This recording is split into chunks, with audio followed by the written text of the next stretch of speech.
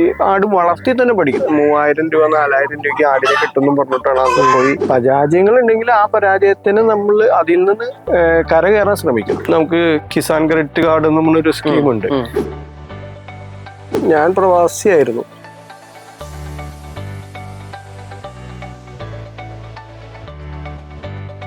പത്ത് വർഷത്തോളം പ്രവാസ ജീവിതം കഴിഞ്ഞ് 2018 ഇവിടെ തിരിച്ചെത്തിയതിനു ശേഷം എൻ്റെ മനസ്സിൽ എന്തെങ്കിലും ഒരു ചെറിയ സ്വയം തൊഴിലായിട്ട് ചെയ്യണം എന്നുള്ള ആഗ്രഹമുണ്ട്. ഞാൻ യഥാർത്ഥത്തിൽ ഒരു ഇലക്ട്രീഷ്യനാണ്. അപ്പോൾ ഇലക്ട്രിക്കൽ പണിയാണ് ഇവിടെ നാട്ടിലും ചെയ്തുകൊണ്ടിരുന്നത്. അത് ഏകദേശം വർക്ക് ചെയ്യുന്നുണ്ടായിരുന്നു. അപ്പോൾ സൈഡായിട്ട് നമ്മളൊരു ആട് ഫാം എന്നുള്ള രീതിയിലല്ല, ആട് കൃഷി എന്നുള്ള രീതിയിൽ ചെറുതായിട്ട് തുടങ്ങി. ഞാനും വൈഫും കൂടി ചെറിയ രീതിയിൽ ഒരു 1-2 ചെറിയ കുട്ടികളെ വാങ്ങിയാണ് ഞങ്ങൾ സ്റ്റാർട്ട് ചെയ്തത്. അവിടെ നിന്ന് ഏകദേശം ഇപ്പം നമ്മൾ 40 പെണ്ണാടും 5 മുട്ടന്മാർ, ക്രോസ് ചെയ്യുന്ന മുട്ടന്മാരും എപ്പോഴും 10-20 കുട്ടികളും ഉണ്ടാവും. ഈ ഫാമിലേക്ക് പെട്ടെന്ന് വന്നതല്ല, ഇതിനെപ്പറ്റി നന്നായിട്ട് പഠിച്ചു. ഒരു ഏറ്റവും കുറഞ്ഞ 1.5-2 വർഷത്തോളം ആട് വളർത്തൽ എങ്ങനെ ലാഭകരമാക്കാവുന്നതിനെ പറ്റി കുറേ ഞങ്ങൾ പഠിച്ചു. 2018 ലാസ്റ്റാണ്, പ്രളയത്തിന് ശേഷമാണ്. 18-19 ആദ്യം എന്ന് വേണമെങ്കിൽ പറയാം. 18 തുടങ്ങിയെങ്കിലും ഞാൻ പറയില്ല, 2-3 കുട്ടികളെ മാത്രമാണ് വാങ്ങിയത്. പിന്നെ അത് കഴിഞ്ഞ് അതിൽ നിന്ന് ഞങ്ങളെ ഈ കുട്ടികളെ മേടിച്ചപ്പോ വളർത്തി കഴിഞ്ഞപ്പോ അതിന്റെ ബെനിഫിറ്റ് നമുക്ക് കിട്ടണില്ല. കാരണം കുട്ടികളെന്ന് പറഞ്ഞാൽ അതിലൊന്നുമില്ലല്ലോ, വരുമാനം കിട്ടാൻ ഒരു മാർഗമില്ല. അത് പാലുള്ള ആളൊന്നും ഒന്നില്ല. നമ്മള് അച്ഛൻ വളർത്തിയത് ക്രോസിങ് പരിപാടി മാത്രം ഉണ്ടായിരുന്നു. ഇന്ന് ഞങ്ങൾ ചെറിയ ചേഞ്ച് വരുത്തിയത് പഠിച്ചു വന്നപ്പോഴേക്കും അത് പാലിനൊക്കെ ആവശ്യക്കാർ വന്നു തുടങ്ങി. അപ്പോൾ നമ്മൾ അതിന് തിരിച്ച് പാല് സെയിൽ ചെയ്യാൻ എങ്ങനെ പറ്റും എന്നുള്ളതിനെ പറ്റി ആലോചിച്ചു. അപ്പോൾ 1-2 പാലുള്ള ആടിനെ വാങ്ങി. അതിൽ നിന്ന് പിന്നെ ഈ കുട്ടികൾ വലുതായി അവരും പ്രസവിച്ച് അങ്ങനെ ഒരു വലിയ രീതിയിലേക്ക് വരാനുള്ള സ്റ്റേജിലേക്ക് എത്തി തുടങ്ങി. അപ്പൊ നമ്മളൊരു ഫാം ഒരു 10-25 ആടൊക്കെ ആയി ഏകദേശം. അപ്പോഴും കൂടൊന്നും പണിതിട്ടില്ല. വളരെ പഴയ രീതിയിലുള്ള ചെറിയ ചെറിയ കൂടുകളിൽ 1-2 ആടുകൾ അങ്ങനെ ഉണ്ടാവാം. ചെറിയ ചെറിയ കുറേ കൂടുകൾ ഈ വലിയ കൂടിയിരിക്കുന്ന സ്ഥലത്തൊക്കെ ചെറിയ കൂടുകളായിരുന്നു. അവിടെ നിന്ന് നമ്മള് പിന്നെ ഒരു വലിയ കൂട് വേണം. നമ്മുടെ പണിഭാരം ഭയങ്കരമായിട്ട് ഫീൽ ചെയ്തു. ചെറിയ കൂടുകളാകുമ്പോ നമുക്കിവിടെ കെയറിങ്ങും എല്ലാം ക്ലീനിങ് ഇതൊക്കെ ഭയങ്കര ബുദ്ധിമുട്ട്. ബോയർ ആടെന്ന് പറഞ്ഞ ഇനത്തിലാണ് സ്റ്റാർട്ട് ചെയ്യണത്. അതിനെന്താണെന്നൊന്നും അറിഞ്ഞിട്ടൊന്നല്ല അത് വളർത്തി തുടങ്ങിയത്. അപ്പൊ സാധാരണ രീതിയിൽ നമ്മള് ഇപ്പോഴും മനസ്സിലുള്ള ആളുകളുടെ വിചാരം 3000 രൂപ 4000 രൂപയ്ക്ക് ആടിനെ കിട്ടുന്നു പറഞ്ഞിട്ടാണ് അന്ന് പോയി. അവിടെ ചെന്ന് കഴിഞ്ഞപ്പോഴാണ് അവിടെ ഈ ആടിനെ കൊടുക്കുന്ന ലൈവ് തൂക്കത്തിലാണ്. അപ്പൊ അത് ചോദിച്ചു വന്നപ്പോ അതിന് റേറ്റ് നല്ല കോസ്റ്റുള്ള വില കൂടിയ ആടുകളെയാണ് അവര് സെയിൽ ചെയ്യുന്നത്. അങ്ങനെ ഒരു അന്നത്തെ വിലയൊക്കെ എന്ന് പറഞ്ഞാൽ 550-600 രൂപ ലൈവ് വെയിറ്റിലാണ് നമുക്ക് തരുന്നത്. അപ്പൊ 3 ആടിനെ മേടിക്കണ കാശ് ഉണ്ടെങ്കിൽ 1 ആടിനെ മേടിക്കണ കാശ് അവിടെ തന്നെ ആയി. അപ്പൊ അത് നമ്മള് മനസ്സിലായി അതിന്റെ വിലയും കാര്യങ്ങളും. അങ്ങനെയാണ് ഈ ഫീൽഡിലേക്ക് നമ്മൾ ഫസ്റ്റ് സ്റ്റാർട്ടിങ്. അവിടെ നിന്ന് പിന്നെ ഞങ്ങളുടെ ഒരു പ്ലാനിങ് എന്ന് പറഞ്ഞാൽ ചെറിയ കുട്ടികളെ തന്നെ ആദ്യം വളർത്താന്നാണ്. അപ്പോഴാണ് അതിൽ നിന്ന് വരുമാനങ്ങളില്ല. ഞാൻ ഈ ഇലക്ട്രിക്കലിന്റെ പണിക്ക് പോകുമ്പോഴും കയ്യിൽ നിന്ന് ചെലവാണ്. അപ്പൊ അതുകൊണ്ട് ഞങ്ങൾ പിന്നീട് സ്റ്റേജുകൾ, അതായത് എന്നെ പഠിക്കാൻ പറ്റി 1.5 വർഷം കൊണ്ട് പഠിച്ചപ്പോ പാലിന് ഇവിടെ ആളുകൾ ആവശ്യക്കാർ വന്നു തുടങ്ങി. കുട്ടികളെ അന്വേഷിച്ച് വന്നു തുടങ്ങി. 10 ആടിനൊരു മുട്ടനെ വേണമെന്നൊക്കെ ഉള്ള ഒരു ഇതിലാണ്. 20 ആയാലും കുഴപ്പമൊന്നുമില്ല, 20 ആടിന്റെ മുട്ടായാലും എന്നും ഒരേപോലെ ക്ലോസ് ചെയ്യലുണ്ട്. ബോയർ നമ്മളുടെ അടുത്തൊരു പാരന്റ്സൊക്കെ ഒരു 10 ഫീമെയിൽ ഉണ്ട്. ബാക്കി നമ്മുടെ അടുത്ത് എല്ലാ തരത്തിലുള്ള അത്യാവശ്യം ബ്രീഡുകളുണ്ട്. മലബാറി ഉണ്ട്, ജമുനാപ്പാരി ഇനത്തിൽപ്പെട്ട ആടുണ്ട്. നമുക്കിപ്പോ ഇപ്പോഴത്തെ സാഹചര്യത്തിൽ എല്ലാ ആടുകളും നമുക്കിവിടെ വളർത്താൻ സാധിക്കും. പറഞ്ഞ ബീറ്റലും സിരോഹിയും ജമുനാപ്പാരിയൊക്കെ നമ്മുടെ രാജ്യത്തുള്ള ബ്രീഡുകളാണ്. അത് നമുക്കിവിടെ കൊണ്ടുവന്ന് വളർത്തിയാലും നമുക്ക് വിജയകരമാക്കാൻ സാധിക്കും. പിന്നെ അതുകൂടാതെ ഞാൻ ബോയർ എന്ന് പറഞ്ഞത് നമ്മുടെ ഇന്ത്യൻ ജനസ് അല്ല, ശരിക്കും സൗത്ത് ആഫ്രിക്കൻ ആണ്. അപ്പൊ അവരിവിടെ വളരെ ഭംഗിയായിട്ട്. അസുഖങ്ങളാണ് മെയിനായിട്ട് ചലഞ്ച്. അസുഖങ്ങളെ വന്നു കഴിഞ്ഞാൽ തരണം ചെയ്യാന്നുള്ളത് വലിയൊരു ഘടകമാണ്. അപ്പൊ അതുകൊണ്ട് പരമാവധി അസുഖങ്ങൾ വരാതെ ശ്രമിക്കുക എന്നുള്ളതാണ് ഏറ്റവും വലിയ ഘടകം. കൂട് ഹൈജീനിക് ആയിരിക്കുക, വൃത്തിയും വെടുപ്പുമുള്ള കൂടും പരിസരവും ഉണ്ടെങ്കിൽ തന്നെ പകുതി അസുഖങ്ങൾ നമുക്ക് കൈകാര്യം ചെയ്യാൻ സാധിക്കും. പിന്നെ വന്ന അസുഖങ്ങൾ നമ്മൾ എങ്ങനെ ഉണ്ടാവണം അപ്പൊ തന്നെ കൈകാര്യം ചെയ്ത് അവരുടെ അസുഖങ്ങൾ മാറ്റും. ഇപ്പൊ നമ്മളിതിൽ എല്ലാ കർഷകരും വിജയിച്ചതിനെ പറ്റി മാത്രം പറയൂ. നമ്മൾക്കുണ്ട് പരാജയങ്ങൾ ഉണ്ടെങ്കിൽ ആ പരാജയത്തിന് നമ്മൾ അതിൽ നിന്ന് കരകയറാൻ ശ്രമിക്കണം. പിന്നെ മെയിൻ ആയിട്ടെന്ന് പറഞ്ഞാൽ ഇതിലുള്ള ഏറ്റവും ഒരു വലിയ ഇതെന്ന് പറഞ്ഞാൽ വിജയപ്രദമായ ഏറ്റവും വലിയൊരു കാരണം നമ്മുടെ കുടുംബത്തിന്റെ ഒരു സപ്പോർട്ടാണ്. അത് വലിയൊരു ഘടകമാണ്. അത് മിക്ക സ്ഥലത്തും ഇല്ലാത്തൊരു സംഭവം. കുടുംബത്തിന്റെ സപ്പോർട്ട് മാത്രമല്ല, നമ്മുടെ പരിസരത്തുള്ള അയൽവാസികളുടെ സപ്പോർട്ടും വലിയ അത്യാവശ്യമാണ്. കൂലി കൊടുത്ത് നമ്മൾ ഇതിലേക്ക് വെച്ചിട്ടില്ല. അത് ഞങ്ങള് പശു വളർത്തലാണെങ്കിലും അനിയൻ അങ്ങനെയാണ് ചെയ്യണം. കാരണം അതിനൊരു കാരണം കൂടി പറയാം. നമ്മൾ ഓരോ ഇത് വിജയിച്ചവരുടെയും പരാജയപ്പെട്ടവരെയും ഒന്ന് സന്ദർശിച്ചാലാണ് നമുക്ക് ഇതിൽ നിന്ന് കുറെ കാര്യങ്ങൾ പഠിക്കാൻ പറ്റുള്ളൂ. ഞങ്ങൾ ഈ ഫീൽഡിൽ നടക്കുമ്പോൾ വിജയിച്ച ആളുകളെയും കാണാറുണ്ട്, പരാജയപ്പെട്ട ആളുകളെയും പലരായിട്ട് ബന്ധപ്പെട്ടിട്ടുണ്ട്. അപ്പൊ അവരുടെ അനുഭവങ്ങൾ പഠിക്കുമ്പോൾ അതിൽ നിന്ന് നമുക്ക് കുറെ കാര്യങ്ങൾ പഠിക്കാനുണ്ട്. ഇതിൽ ഏറ്റവും വലിയ പരാജയ കാരണം ഞാൻ കണ്ടെടുത്തോളം കൂടുതലും പ്രവാസികളായ ആളുകൾ തന്നെയാണ് ഇതിൽ പരാജയം സംഭവിച്ചത്. അതിനൊരു മുഖ്യ കാരണം ഇതില് നമ്മളിപ്പോ ഒരു എന്ത് പ്രസ്ഥാനം നടത്തുമ്പോഴും അതിന് ബേസിക്കായിട്ട് കുറെ കാര്യങ്ങൾ വേണം എന്നുള്ളത് ശരിയാണ്. പക്ഷെ കുറെ പൈസ അതിലേക്ക് ഇൻവെസ്റ്റ് ചെയ്തിട്ട് അതിൽ നിന്ന് നമുക്ക് ലാഭം കിട്ടണം എന്നുണ്ടെങ്കിൽ ആ ഇൻവെസ്റ്റ് ചെയ്യണത് വലിയൊരു എമൗണ്ട് ആയിക്കഴിഞ്ഞാൽ പ്രശ്നം. അതിനൊരു ഉദാഹരണം എന്ന് പറഞ്ഞപ്പോൾ നമ്മള് എല്ലാ പ്രവാസികളായാലും മിക്ക ആളുകളും ചെയ്യണ കുറെ കാശ് കൂടുമ്പോൾ ചെലവ് ചെയ്യും. അതൊരു വലിയ ഘടകമാണ്. ആ കൂടുതൽ ചെലവ് ചെയ്യണത് ഇപ്പൊ നമ്മൾ ചിലപ്പോ ലക്ഷങ്ങളായിരിക്കും.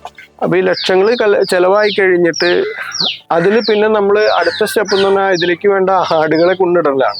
അതെ. അപ്പൊ ഈ ആടുകളെ കൊണ്ടിടുമ്പോ ചിലപ്പോ നമുക്ക് അതില് ഒരുപാട് ആടിനും കൊണ്ടിടാൻ ചിലപ്പോ നമ്മുടെ കാശ് ഉണ്ടായെന്ന് വരും. പിന്നെ ഇതിന് മെയിൻറ്റെയിൻ ചെയ്ത് വരുമ്പോഴാണ് ഇതിന്റെ പ്രശ്നങ്ങൾ ഒരുപാട് സംഭവിക്കണം. അപ്പൊ അതിൽ ഞാൻ കണ്ടെടുത്തോളം എനിക്ക് തോന്നി ഇങ്ങനെ ഒരു ഇത് നമ്മൾ ആദ്യം തന്നെ ഇതിൽ ചെറിയ രീതിയിൽ ചെയ്ത് പഠിച്ചു തുടങ്ങും. ഈ ആട് വളർത്തി തന്നെ പഠിക്കണം. അല്ലാതെ നമ്മളൊരു 1-2 ക്ലാസ് അറ്റൻഡ് ചെയ്തുകൊണ്ടോ അല്ലെങ്കിൽ എവിടെയെങ്കിലും എന്തെങ്കിലും കേട്ടത് കൊണ്ടോ കുറെ യൂട്യൂബ് ചാനൽ കണ്ടതുകൊണ്ടോ നമുക്ക് ഇത് ഉപയോഗിക്കാൻ സാധിക്കില്ല. ഞങ്ങളെ സംബന്ധിച്ചോളം ഞാൻ പറയാം, കൂലി എന്ന് പറയുന്നത് വലിയൊരു ഘടകമാണത്. അപ്പൊ നമ്മളൊരു ഏറ്റവും ഉദാഹരണം പറഞ്ഞാൽ ഒരു മിനിമം ഒരാളെ സിംഗിൾ ഒരാളെ നിർത്തി തന്നെ ഇതിൽ ചെയ്യണമെങ്കിൽ മിനിമം 20,000-25,000 രൂപയെങ്കിലും അങ്ങോട്ട് മാറ്റി വെക്കണം. ആ പൈസ നമ്മളായിട്ട് പണിയെടുക്കുമ്പോൾ ആ പൈസ അവിടെ പോണില്ല. അപ്പൊ അതിൽ ഞങ്ങള് ഓരോ ഇതിൽ വരുന്ന വരുമാനങ്ങളെ മാറ്റി വെക്കുന്ന ഒരു രീതികളുണ്ട്. കാരണം ഇപ്പൊ ഈ ഇത്ര ആടുകളെ വളർത്തണമെങ്കിൽ ഏറ്റവും കുറഞ്ഞതെന്ന് പറഞ്ഞാൽ ഞങ്ങൾക്ക് തീറ്റ ചെലവ് കയ്യിൽ നിന്ന് ചെലവാണ്. തീറ്റയുടെ ചെലവ് മാത്രമേ ഞങ്ങൾ കണക്കൂട്ടുള്ളൂ. പുല്ല് അല്ലെങ്കിൽ പ്ലാവിന്റെ ഇല അല്ലെങ്കിൽ ഇതിന് വേണ്ട മറ്റുള്ള ആഹാരം, പരുഷാഹാരം, ഈ ഇലവർഗ്ഗങ്ങള്, പുല്ല്, ഇതൊക്കെ എന്ന് പറഞ്ഞാൽ നമ്മൾ സ്വന്തമായിട്ട് പോയി സംഘടിപ്പിച്ചു കൊണ്ടുവരാണ്. അതിന് നമ്മൾ ചെലവ് കണക്കൂട്ടാൻ പറ്റൂല, എത്ര ചെലവായി എന്ന് പറയുന്നത്. പക്ഷെ അത് ഞങ്ങളുടെ ജോലിയാണത്. അതെ. അപ്പൊ നമുക്ക് ആ ജോലിക്കൊരു ഞങ്ങൾക്ക് ആ ദിവസത്തെ ജോലിക്ക് ഒരു പൈസ, ഒരു ശമ്പളം വേണമല്ലോ. അത് നമ്മൾ മാറ്റി വെക്കുന്ന രീതി എന്ന് വെച്ചാൽ ഞങ്ങളിപ്പോ തീറ്റ ചെലവിന് ഞങ്ങൾക്ക് പാല് ഇവിടുന്ന് സെയിൽ ചെയ്യുന്നുണ്ട്. ആ കാശ് കൊണ്ട് നമുക്ക് ഏകദേശം മെയിൻറ്റെയിൻ ചെയ്ത് പോകും. ഞങ്ങളുടെ രണ്ടുപേരെ ഒരു ദിവസത്തെ പണിക്കാശ് കണക്കൂട്ടുന്നത് ഞങ്ങൾ ഈ ആടിനെ ക്രോസ് ചെയ്യുന്ന പൈസ അങ്ങനെ. പിന്നെ നമുക്ക് ഇതിൽ വരുന്ന ലാഭങ്ങൾ ആട്ടും കാഷ്ടം, പിന്നെ കുട്ടികളെ വിൽപ്പന. അപ്പൊ പാല് വിൽപ്പന എന്ന് പറഞ്ഞാൽ നമ്മൾ ഈ കുട്ടികളെ കുടിപ്പിച്ചതിന് ശേഷം ബാലൻസ് വന്ന പാലാണ് സെയിൽ ചെയ്യുള്ളൂ. അല്ലെങ്കിൽ കുട്ടികളെ പാല് കുടിപ്പിച്ചില്ലെങ്കിൽ അവര് വളർച്ച മുരടിച്ചു പോകും, അവരുടെ പ്രതിരോധ ശക്തിയും കുറയും. അപ്പൊ അതുകൊണ്ട് ഞങ്ങളൊരു 3 മാസത്തോളം പാല് കുടിപ്പിക്കും. ആ 3 മാസത്തിന് ശേഷമാണ് ഈ 3 മാസം വരെ കഴിഞ്ഞ് അവരെ പാലുകൂടി നിർത്തും. അപ്പൊ അവരുടെ പാല് കറക്കും. അപ്പൊ അങ്ങനെ നമുക്കത് പിന്നെ നമ്മളൊരു ഷെഡ്യൂൾ ഉണ്ടാക്കി വെച്ചേക്കാണ്. ഈ ആടുകളെ ഒരു മാസം ഇത്ര ആട് പ്രസവിക്കണം, ഇത്ര ആടിനെ ക്രോസ് ചെയ്യണം. ഇപ്പൊ നമ്മളിപ്പോ ഇവിടെ തന്നെ അടുത്തൊരു സ്ഥലത്ത് ഇതേപോലെ ഒരു ഫാം തുടങ്ങിയാൽ വിജയിച്ചോളുന്നില്ല. കാരണം വെച്ചാൽ അവിടെ പോയി ക്രോസിംഗ് പരിപാടി എന്ന് പറഞ്ഞൊരു വലിയ വരുമാനമാണ്. എന്നാ വിജയിക്കാൻ പാടില്ലായിരിക്കില്ല. ഞാൻ പറഞ്ഞത് അങ്ങനെ ആവാം. ഇപ്പൊ എല്ലായിടത്തും എന്തും ഒരു മത്സരമാണല്ലോ. ഇവിടെ കണ്ടു എനിക്കും അങ്ങനെ ചെയ്തുകൂടെ എന്നുള്ളത് തോന്നൽ. പക്ഷെ നമ്മൾ ഇതിന്റെ പുറകില് കഠിനമായ അധ്വാനം വേണമെന്നുള്ളത് സ്പഷ്ടമാണ്. ഞാൻ ആട്ടുംപാല് സ്ഥിരം ഉപയോഗിക്കുന്ന ആളാണ്. ചില ആളുകൾ പറയും ഞങ്ങൾ ആട് വളർത്തുന്നില്ല, ഞാൻ ആട്ടുംപാല് കുടിക്കില്ല. പക്ഷെ ഞാൻ ഇപ്പൊ ഈ ആട് വളർത്തി തുടങ്ങി അന്നുപോലെ പശുമ്പാലാ കുടിച്ചോണ്ടിരുന്നത്. പശുവിന്റെ പാലും കൊണ്ടുള്ള ചായയാണ് കൂടുതൽ കുടിക്കുന്നത്. ഇപ്പൊ ഈ ആട്ടുംപാല് ഉപയോഗിച്ചുകൊണ്ട് ഒരു വലിയ വ്യത്യാസം, വലിയൊരു ഗുണം എന്ന് പറഞ്ഞാൽ ശരീരം നമുക്ക് ഒരുപാട് വണ്ണം വെക്കില്ല. എനിക്കല്ലെങ്കിലും ഞാൻ വണ്ണം വെക്കുന്ന ആളല്ല. ഒരു മിനിമം വണ്ണത്തിൽ നമ്മളിങ്ങനെ മെയിൻറ്റെയിൻ ചെയ്തോ. അപ്പൊ അതുകൊണ്ട് നമുക്ക് ശാരീരമായി ഇപ്പൊ എല്ലാവർക്കും ഇപ്പോഴത്തെ ജീവിത രീതിയിലെ ഏറ്റവും കൂടുതലുള്ള അസുഖങ്ങൾ ഇപ്പൊ ഷുഗർ, കൊളസ്ട്രോള്, പ്രഷർ, ഇങ്ങനെയൊക്കെയുള്ള ഒന്നും തൽക്കാലം ഇപ്പൊ നിലവിലില്ല. മീറ്റിന് അങ്ങനെ ഞാൻ കൊടുക്കാറില്ല.